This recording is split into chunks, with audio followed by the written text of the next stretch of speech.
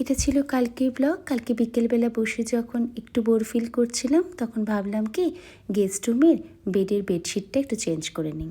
আসলে পুজোর আগে তো আমরা বাঙালিরা সবাই একটু একটু ঘরদোর পরিষ্কার করি। সেটা এবার আমাকে পুজোর আগে আগে করতে হয়নি, কারণ 2 মাস আগেই তো আমি কোয়ার্টারে শিফট করলাম, তাই সমস্ত ঘরই আমার পরিষ্কারই আছে। আর জানো তো, এই ঘরের না একটা কর্নারে আমি ওয়ালপেপার লাগিয়েছি। একটা দরজার ওপরে ওয়ালপেপারটা লাগিয়েছি, যেটা ব্যালকনির সাথে কানেক্টেড ছিল। আর ওয়ালপেপারটা লাগানোর পরেই না ঘরটা ভীষণ ভালো লাগছে দেখতে। আর তোমাদের তো আগেই গল্প করেছিলাম যে তুহি বলেছিল যে ওর একটা আলাদা রুম চাই, আর এই ঘরটা ওর রুম হবে।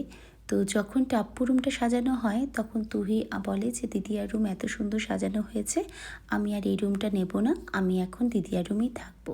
বাট কালকে যখন ওয়ালপেপারটা লাগানো হলো, লাগানোর পর যখন দেখলো রুমটা ভীষণ সুন্দর লাগছে, তখনও বলল যে মাম্মা ঠিক আছে, আমি এই রুমটাতেই থাকি, সারাদিন এই রুমটাতে থাকবো, রাত্রিবেলায় শুভ খালি দিদিয়ার সাথে। সত্যি না, তুই এখন অব্দি ডিসাইডই করতে পারছে না ওর আদৌ রুম লাগবে কিনা।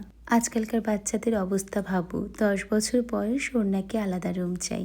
আর আমাদের সময়ের কথা ভাবো, কত বড় অবধি আমি আর আমার দিদি রুম শেয়ার করেছি। আমি তো তুহিকে এটাই বলি, যতদিন পারবে ততদিন দিদিয়ার সাথে রুম শেয়ার করো।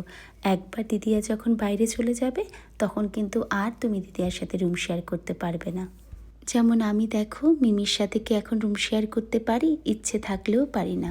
আজকের ব্লগটা এখানেই শেষ করছি। পুজো তোমাদের সবার খুব ভালো কাটুক, ভালো থেকো, টাটা।